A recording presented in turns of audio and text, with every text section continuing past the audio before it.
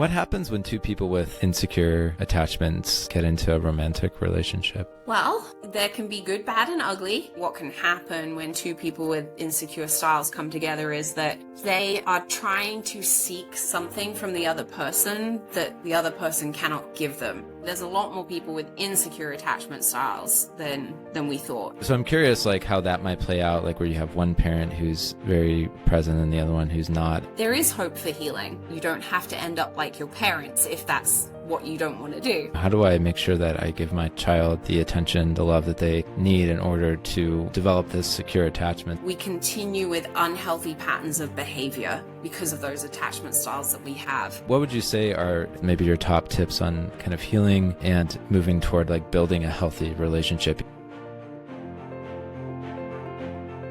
Welcome to the Restored Podcast. I'm Joey Panarelli. If you come from a divorce or a broken family, this show is for you. We help you heal your brokenness, navigate the challenges, and build healthy relationships so you can break that cycle and build a better life. My guest today is Kirsty Nolan. Kirsty is an expert on attachment theory. She's worked with children and families for many years and now serves as a lead trainer at the Knowledge Center. Kirsty hosts the podcast Attachment Theory in Action, which has over 2 million downloads. She specializes in trauma-informed education, early child development, and attachment, among other things. She's trained educators across Illinois and spoken nationally on these topics. Outside of work, you can find Kirsty spending time with her family or hiking with her dogs. And if you've ever wondered, what is attachment theory? How does your attachment style impact your relationships? You're in the right place. In this episode, Kirsty breaks down what attachment theory is and how your attachment style impacts your relationships. We also discuss the 4 attachment styles, which actually have different names for children and adults. What happens when you have a secure attachment early in childhood, but then later you experience a rupture because of maybe some sort of trauma like your parents' divorce. Kirsty offers some tips on resolving conflict in relationships, specifically how to repair after a rupture occurs. And she also shares some tips for parents or future parents on how to help their children develop a secure attachment. If you're curious about attachment styles, or maybe you just want a healthy relationship, this episode is for you. With that, here's our conversation. Kirsty, so good to have you on the show. Welcome. Thank you for having me. I'm very excited to be here. This has been a topic we've wanted to cover for a long time. It's a big topic, but you are the person to cover this. I know you have a podcast on this and you just talk a lot about attachment and everything. So I think starting out, what some people who maybe aren't familiar with attachment theory might be wondering is like, why is this important? Like, why do we need to know this? Why is it helpful to know your attachment style, to know attachment theory? You know, as I've gone through my career, it has become more and more apparent to me how important attachment is. If we really break it down, attachment is about relationships, right? And we are all in relationships of one form or of another, whether it be a relationship with ourselves, with a partner, a spouse, in an intimate relationship, with a work colleague, you know, with our parents, with somebody that we bump into in the street, right? We're all in some kind of relationship with each other on some level. And so, you know, attachment refers to how we form relationships, how we think about relationships, how we show up in relationships. You know, to put it simply, unless you're like completely isolated, you know, I'm thinking of like what Tom Hanks on his little island with the football, like, sorry, that's my British side coming out, with the soccer ball. You know, attachment plays a part unless you're living on that island by yourself. Attachment impacts all of us, which is why it's so important that you have a good understanding of your own attachment style. And, you know, if you're in a close relationship with somebody else, that you know, prompt them to understand theirs and you understand their attachment style too. I love that. And no, I love the British accent too, by the way, so you can bring in all the British references. We might not fully understand them as Americans, but we have people listening all over the world, so I'm sure they'll appreciate that. But no, this is so good because like what I hear you saying is that we all we bond with people throughout our day on many different levels. Sometimes it's an intimate bond. Sometimes it's more of like a shallow passing bond, and kind of knowing how we kind of show up to that bonding process that is really helpful. And so I think especially with our more intimate relationships, which I know our audience is particularly interested in, because I think, as we'll get into, there can be a lot of problems that come up with that bonding process. So I'm very much so an amateur on this. So I'm really excited to learn from you alongside my audience. But You kind of mentioned this already a little bit, but if you would, for anyone new to the topic, like how would you explain attachment in a simple way? You already alluded to it, but is there anything else you would add? Well, first of all, I want to say, you had sent over an outline of what we were going to chat about. And when I saw, can you explain attachment theory in a simple way? I thought, yeah, no, you can't really do that. It's quite hard. I'll say personally, I've been thinking about attachment probably for close to 15 years in the work that I do. And it took me a long time to really wrap my head around this. It's a concept, and it's really hard for somebody who doesn't work in the field to understand it fully. And that's okay. You don't necessarily have to understand it at its most complex level, although it is fascinating. Really, in its simplest terms, attachment is about our relationships, as I've said before. And attachment theory is about understanding how our early relationships, particularly with caregivers, which is typically parents, but how those early relationships shape how we view ourselves, how we view others, how we view the world around us as we grow and progress through life. So it really is, it's foundational to all of our social experiences throughout the rest of our life. Okay. No, that makes so much sense. And that makes sense that there's kind of an elementary understanding of it, but you can go much, much deeper. So hopefully we'll be somewhere in between the two. I'm excited to learn from you. But I was curious, like on a personal note, why is this something that you care about? Why do you, obviously you've put so much time and work into this. Why do you care? It's funny that you asked that, because that's something that I ask people on my podcast is, nice. Really what got you into the field and why are you interested in it? And, some people have these like light bulb moments, and I'm going to say that wasn't me. I didn't have this sudden like, wow moment. This is what I need to be doing. But I've always loved working with kids. I've always been interested in how children develop. And then as I progressed into my late teenage years, I started studying psychology at school and really became interested in how some children will grow up and behave one way and some children will grow up and behave another. And I was looking at some pretty unpleasant things, looking at how some children will turn to crime or violent behaviors and others don't. And so that then started my how do we end up here? How do we turn into who we end up being? And that just kind of progressed into a deeper love of psychology. And then when I moved to the States and began working for Chaddock, who I work for now, who specialize in attachment and developmental trauma, that was when I kind of was like, okay, now here's the name for it. Like, I've been learning about all of this, but here's the name for how do we get from early life to where we are now in our relationships. And yeah. So fascinating. I'm, again, excited to learn from you. Diving into it a little bit deeper then, can you walk us through the different attachment styles and maybe how each of them might show up in a romantic relationship in particular? Yeah, absolutely. There's 4 different adult attachment styles. And just to provide a little more clarification for the listeners, and if they haven't learned about attachment theory, there's actually a name for the 4 attachment styles as they appear in children, and there's a name for them as they appear in adults. So it can get a little bit confusing. Sometimes you might hear them called by the wrong label as such, but primarily most people will fall into a secure attachment style. So people who have experienced caregiving that's been predictable for the most part, consistent. They've had emotionally responsive caregivers. They have learned that adults can be safe and trusted. They will, as they progress through life and become adults, their adult attachment style will remain secure. And so they show up in relationships very much in the same way. They are able to trust their relational partner, trust that their needs will be met. They're able to communicate in a mostly healthy way. None of us are perfect and we all have our moments, but they're able to kind of navigate those relational challenges in a healthy way that creates resolution. So that would be our secure attachment style. Then we have our dismissive attachment style. So that would be our dismissive adult attachment. In a child, they're labeled as avoidant. And so a dismissive attachment style really comes from caregiving that wasn't present. And so as a child, you really learn to take care of your own needs, to suppress emotions because they don't get your needs met. So, you know, a baby cries, right, when they have a need. Well, if that need doesn't get met through that crying, that baby learns to be quiet and kind of suppress those big emotions that they're having, avoiding the relationship, that relational piece, right? Does that make sense? And so as an adult, we're dismissive. We're still avoidant. It's called dismissive. And so we're dismissive of that relationship. We would tend to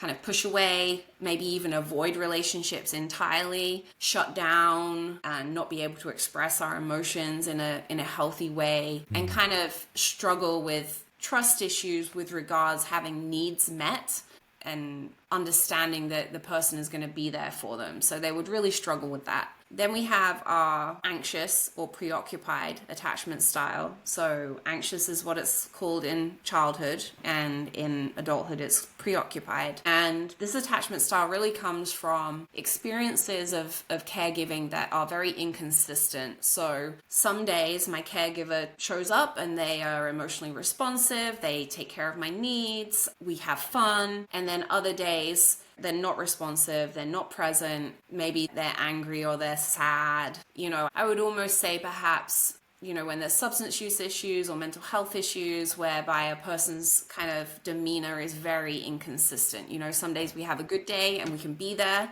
and show up, and other days we're having a bad day and we can't show up. And so caregiving becomes inconsistent and unpredictable. And so what happens is then the child becomes very anxious about the relationship. They're, you know, who are you today? Are you good mom or sad mom? You know, how are you showing up? And they always have to check in, you know, that this is like our clingy child that's checking in or doing things that's saying, hey, do you see me?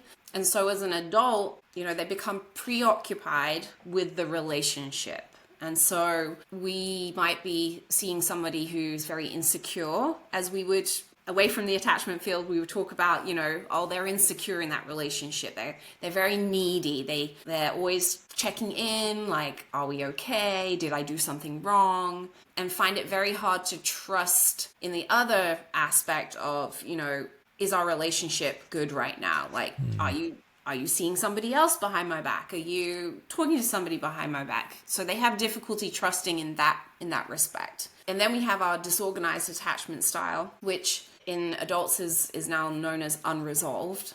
And a disorganized attachment style really comes from instances of caregiving that are often scary, frightening. You know, typically there may be abuse or neglect happening, and the individual gets caught in this, you know, they can't rely on the caregiver to meet their needs, but they also can't rely on themselves because they are really in their fight, flight, freeze mode. But, you know, they're just in survival mode. And so behavior becomes, as the name implies, very disorganized, like just very odd behavior out of children with a disorganized attachment style. And so unresolved as an adult kind of shows up in the same way, you know, real struggle with even forming or maintaining relationships, potentially staying in harmful relationships, and just that constant kind of go-between of anxious and avoidant. I need a relationship, but I have to avoid a relationship. And then that just all comes out in these problematic behaviors. But I do want to say a disorganized or unresolved attachment style is rare. It's not as common. You know, we hear a lot of, you know, one of the points that you had brought up, which I'm going to touch on, is like myths about attachment and attachment styles. And, you know, in our clinical world, we hear the diagnosis of reactive attachment disorder, you know, kind of thrown around a lot nowadays. It's kind of become a buzzword, and I think that that's very unfair because a diagnosis of that and having a disorganized attachment style is not very common at all. It's more so that people, I think, are showing up more in those anxious, avoidant, you know, preoccupied, dismissive styles. But we like putting labels on things nowadays, don't we? Yes. Oh, yes. No, this is so helpful. Was there anything else you were going to add? And then I like I said at the start, like there's really no quick way of describing it. It is in depth, but once you start getting a feel for it, I guess one of the things I like to tell people is and this might help them think about those different styles, is that you can view attachment in like a quadrant with our 4 different styles. And, you know, secure is where we would like to be, where we have low anxiety about relationships. We have low avoidant, meaning that we are happy to go into relationships. And then we have our anxious, which is our high anxiety, low avoidance. So we desperately want it, but we're anxious about it. We have our avoidant, where we don't have any anxiety about it and we highly avoid it, so we don't want to be around people. And then we have our disorganized, which is high in both areas. So just another way of looking at it. Okay, real talk. If you've been trying to get in shape so you feel better physically and emotionally, but nothing is working, you're not crazy. I've been there myself. I recently read a free guide by Dakota, a certified personal trainer who we've partnered with, that's helped about 1,000 people, and it was really helpful for me personally. In the guide, he breaks down the biggest fitness mistakes that we all make, like under-eating, overstressing, or focusing too much on the scale. And he gives really simple, practical tips that you could actually use, that you can implement today. And so if you're tired of feeling like you're never going to get in shape, just click on the link in the show notes and grab the guide today. It's totally free, and it might just be the thing you need to start feeling healthier physically and emotionally. That's helpful. That's helpful to see. So basically the 2 axes are how anxious are you and then how avoidant are you, high, low. Okay, that's really helpful. So many questions, which I know we'll get into deeper. But so one of the things was, when you say child versus adult, are we using typical ages, or is there some sort of a cutoff where like this age would be considered a child and this age would be considered an adult? Honestly, don't know the answer to that. I'm not too proud to say that. I don't know, and it would have to be something I would look up. I'm guessing that there probably is somewhere in the research there is an age cutoff. My guess would be 18, but it might be later than that. I suppose with more brain research that comes out, and as we see like the brain is kind of fully matured by late 20s now, it might be later than that. But yeah, that's interesting. That's a good question. Yeah, and thanks for your honesty. And I'm just curious about that. The other thing I was thinking was kind of relating to my own story, and I'll use myself as like a guinea pig a bit throughout this interview to help people learn. So my mom was super attentive growing up, like very much so, like put us children like first, and for better or for worse, she was like just a super mom, and always like taking care of us and just providing the best for us.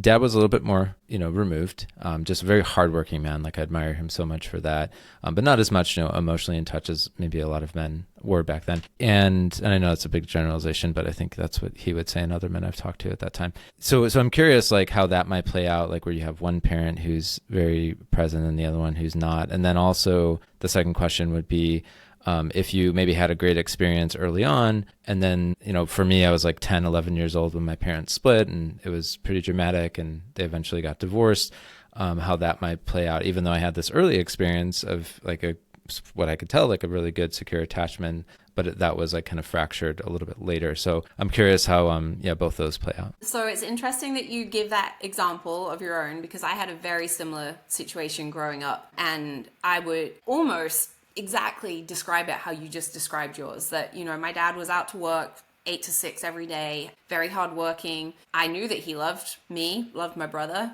but as you said, like most men, I'm gonna guess you and I are somewhat similar in age, so of their generation, being a man wasn't about being emotionally there for your kids so much. That was the mother's role, and you went out to work, and that's just kind of how things were. And we, as part of my job at Chaddock, I had to complete an adult attachment interview to give me my adult attachment style, because we know how important it is for the work that we do that we have staff who have secure attachment styles. And my result told me that I was secure and dismissive, so avoidant.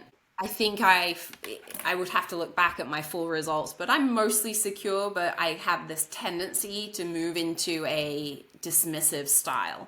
And that, to me, that sums up what we just described with our parents, that, for the most part, we can turn up and be secure in a relationship, but sometimes we may suppress some of our emotions because of that lack of responsiveness from our dads. And I'm generalizing to you, but that would be my experience. Same, yeah. And to me, that made perfect sense, just because of my own upbringing. And so I think to then speak to your second question, it kind of links to what we're talking about, because so my parents also divorced when I was around 15, 16. It's kind of blurry. It wasn't very fun for anybody, right? No, that's really hard. And when I was thinking about this question earlier today, the way I can answer it is it's very complicated. There are a lot of different variables that come into play. Now, if you go into any literature and research, it will tell you that one of the most powerful, protective factors is having a stable, safe relationship that you can turn to during times of distress, right? So I was able to turn to my mom. I was also able to turn to my dad somewhat during that time. And so I was able to navigate that stressful situation somewhat successfully. Would I say that my relationships in life have been perfect? No. And could I, if I really dug down deep and was honest, could I say that some of that stuff shows up? Absolutely. But for the most part, I was able to move healthily on. Now, if you take another situation where, okay, parents are divorcing, but perhaps there's domestic violence in the home as well. That's extensive. Perhaps one of the parents is using drugs or alcohol. Perhaps there's infidelity in the home. Perhaps they are also going through a financial crisis and, they don't know if they're going to have food in the next week. When you start adding in all of those pieces on top of a somewhat fragile attachment bond, then it becomes harder for us to progress and move through those stressful situations and come out healthy on the other side. Does that make sense? 100%. I remember, I've quoted this before in the show, but I remember reading a study from Turkey where they looked at high school students who, and as you kind of expect, the high school students who came from divorced families were more likely to struggle with anxiety, depression, and loneliness. But if those students had a good relationship with one or both parents, they were far less likely to struggle with those things. And so, yeah, I totally agree. Like, it makes so much sense. And the trauma therapists that we've had on have said exactly what you said, that what makes trauma a trauma, one of our trauma therapists that we send people to, she says what makes trauma a trauma is really how it's taken care of through and after the fact. And so that makes so much sense how that would play out in attachment as well. Yeah, absolutely. And to me, it also speaks volumes to how important other people are. I had a wonderful teacher in my high school who, just held space for me and said, if you need me and I'm available, I'm here.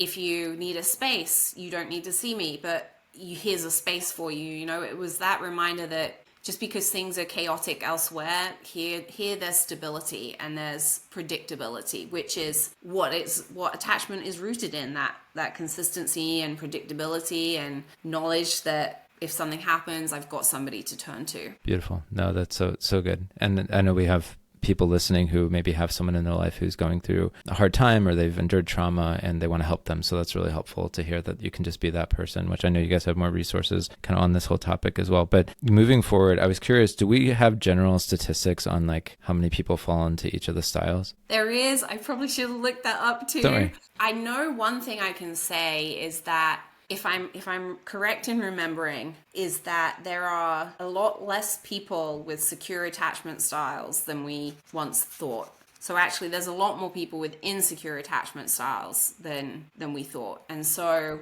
again, it speaks to why it's so important, I think particularly in like the child welfare system and in the foster care system, as to why we need to be identifying people who do have secure attachment styles or predominantly falling into that secure quadrant, who are able to then provide that stability for the kids in their care.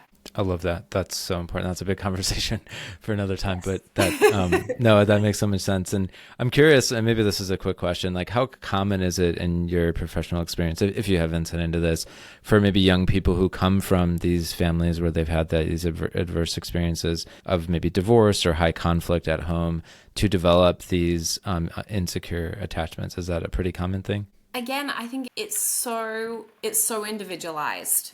Like, it's very hard to make a comment on that because, as I said, there's so many different variables that come into play.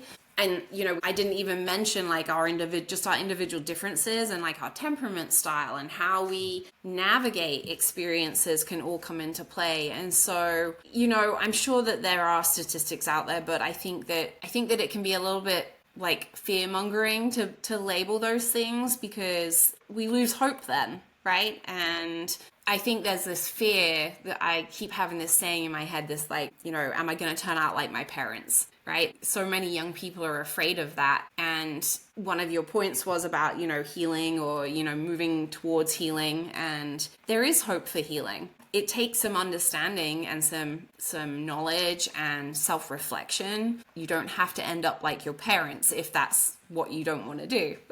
Yeah.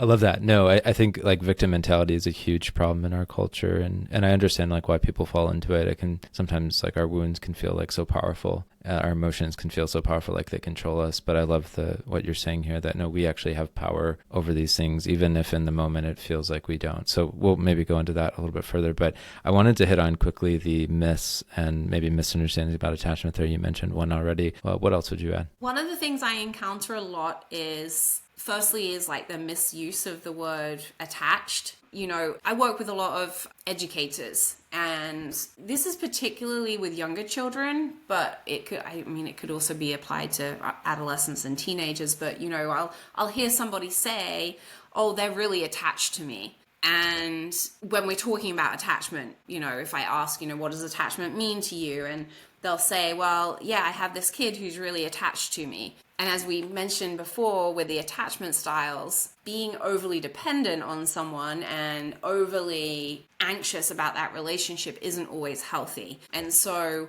I try to veer people away from using that terminology and keeping the word attached out of what we're talking about. And instead, you know, well, I have a child or a student that always needs my attention, is always right by my side, and those kinds of things when we're describing it. So that would be one of the kind of misunderstandings, is that attached means good, because it doesn't always mean good and healthy in the attachment world. Another one, and I had written this down earlier, is that attachment styles are set in stone and that we can't change. And you kind of mentioned this earlier.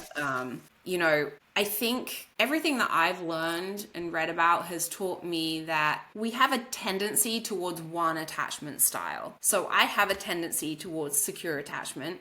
But sometimes during times of distress or times when there's relational challenges, I move into that dismissive style. And so the same can be said for someone who maybe they have the preoccupied or anxious style, right? They're predominantly, or they have this tendency to fall into that quadrant. It doesn't mean that they can't take steps to move towards being more secure in their relationships. It takes awareness. Like, it's, again, everything that I've read and when I've talked to people about this, it's, you can't fully change it, but you can be aware of it, and that means that you can show up differently. That's really helpful. And I don't know if this is a perfect analogy. I don't think they're like a one-to-one comparison, a perfect comparison, but it sounds almost like your personality in some ways, where it's like I might have a tendency to be, choleric, where I'm just like very hard charging, type A, like get things done, like all that. But it doesn't mean I have to bulldoze people. Like I can learn to be a little bit more reflective and thoughtful and all of that. Would that be similar? Yeah. I think that's a great example. I'm glad you thought of it, because I was trying to think of one in my head.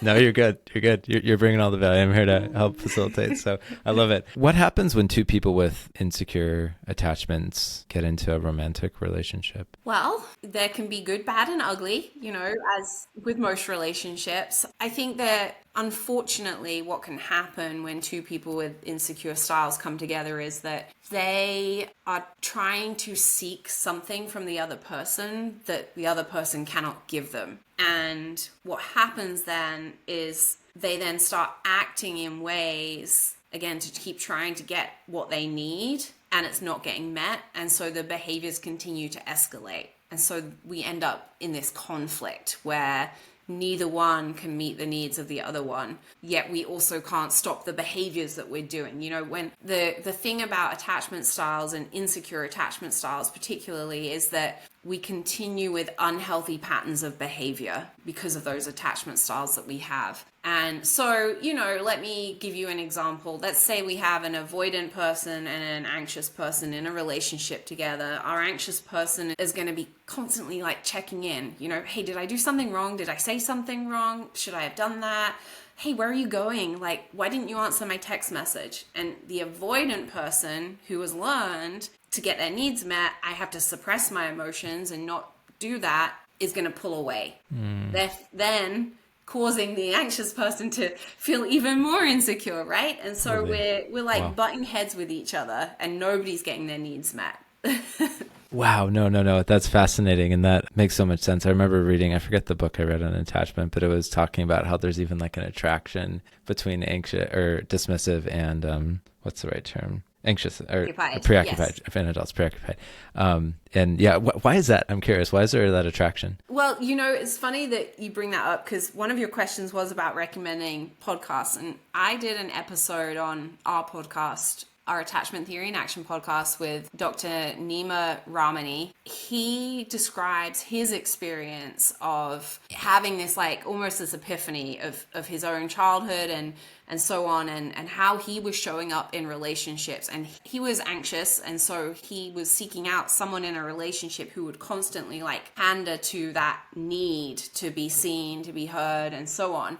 And so there was an attraction for him to that particular attachment style. Now, I can't speak for the other person, but he describes in our episode, you know, it's unhealthy. It becomes unhealthy. And to me, it's fascinating. Like, in my world, attachment theory comes up when we work with children and families, right? But as we mentioned at the start, attachment plays this part in all of our lives, all through our adulthood, and how we're showing up in our most intimate relationships. And there's so much complexity to it. Like you said, it's not just about pushing each other away, but there's this attraction piece, and yeah. For countless teens and young adults, their parents' divorce is actually the most traumatic thing that they've experienced, but so many feel lost and alone in navigating the challenges. I've been there myself. It's really not easy, and it shouldn't be this way.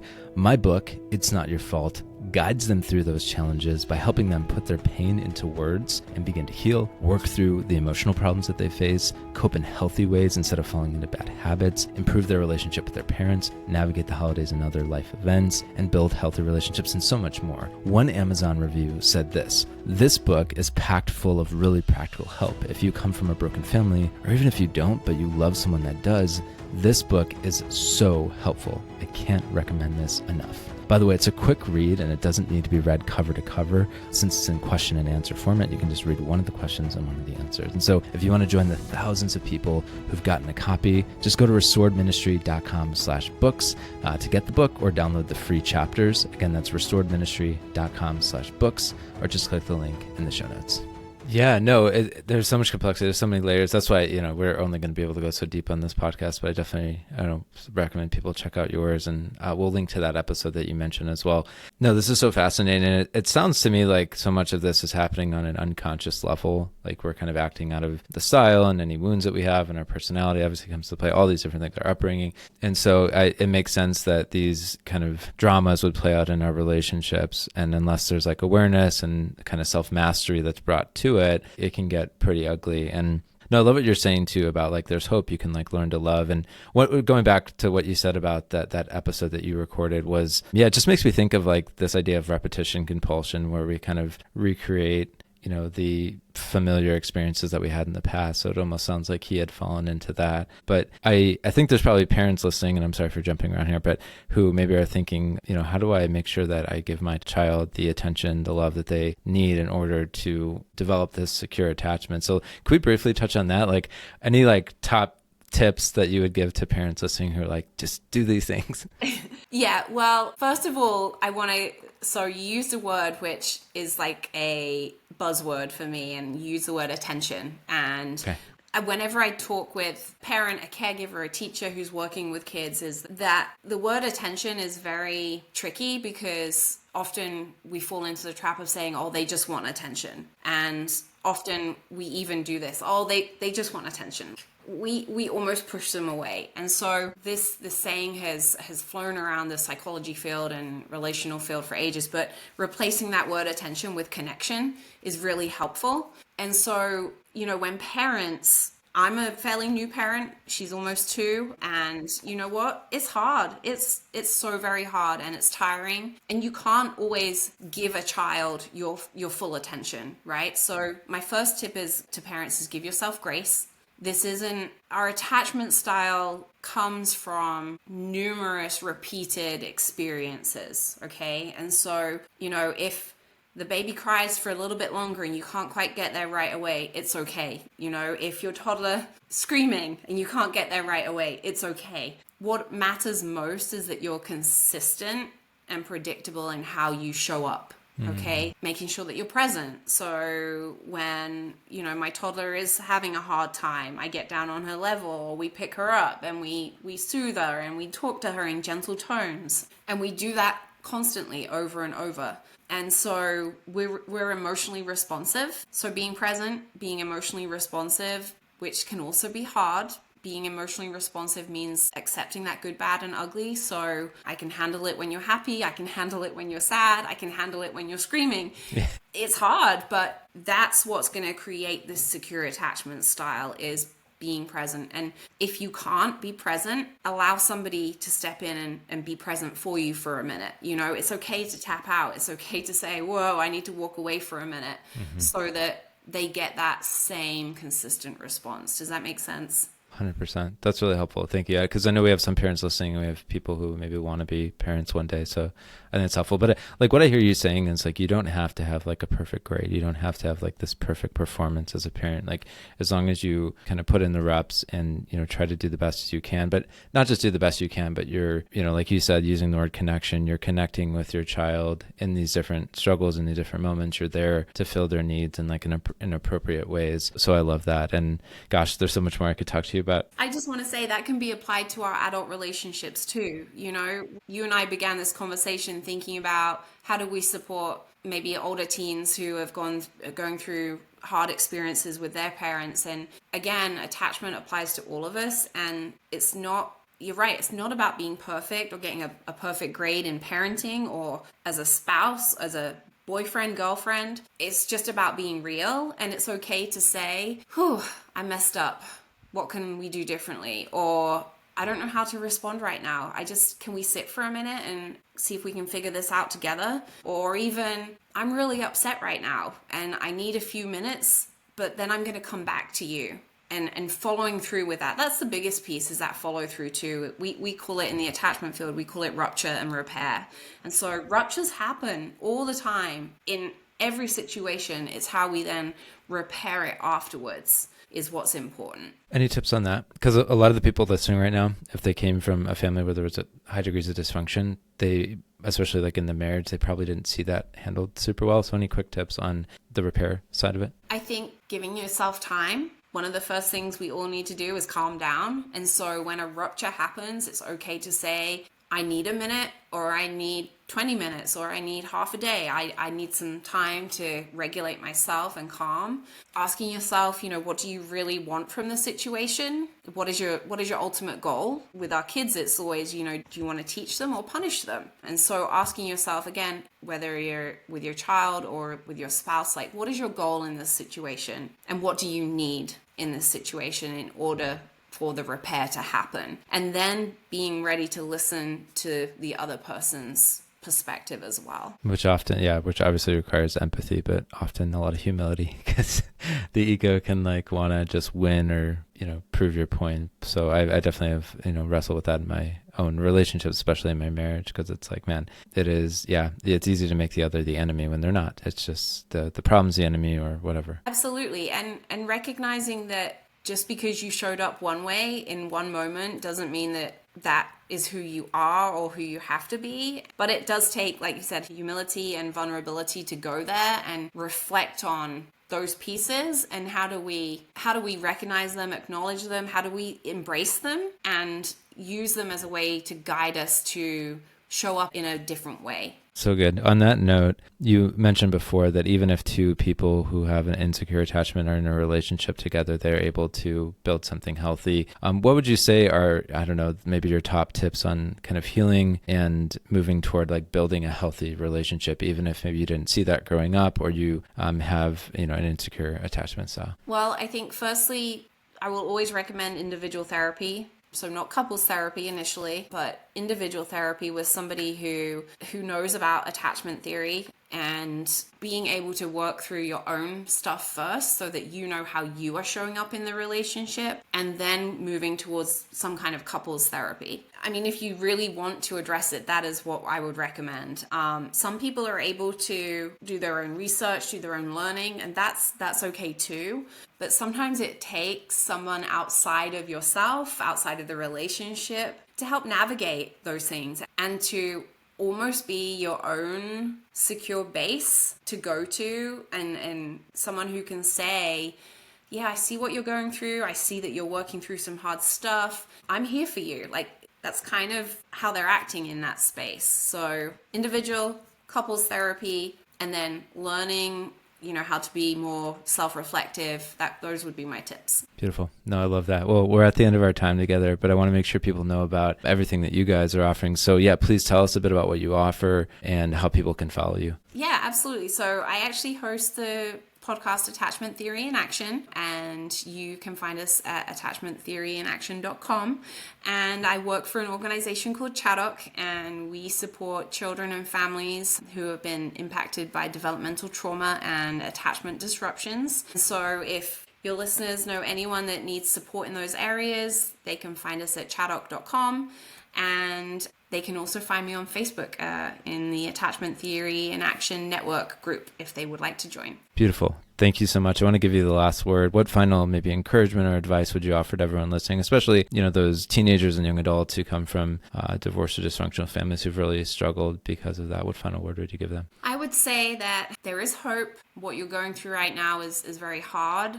If you can find the space to be a little vulnerable and can embrace some self-reflection and kind of hard truths about yourself, about family life, and about where you want to be and where you see yourself, then there's definitely hope for healing in the future. That wraps up this episode. If this podcast has helped you, feel free to subscribe or follow us on Apple Podcasts, Spotify, YouTube, or wherever you listen to podcasts. You'll avoid missing future episodes and help us reach more people that way. And if you've already done that, feel free to rate or review the show. We really appreciate that feedback, and that also helps people find the podcast. In closing, always remember, you are not doomed to repeat your family's dysfunction. You can break that cycle and build a better life, and we are here to help. And keep in mind the words of C.S. Lewis, who said, you can't go back and change the beginning, but you can start where you are and change the ending.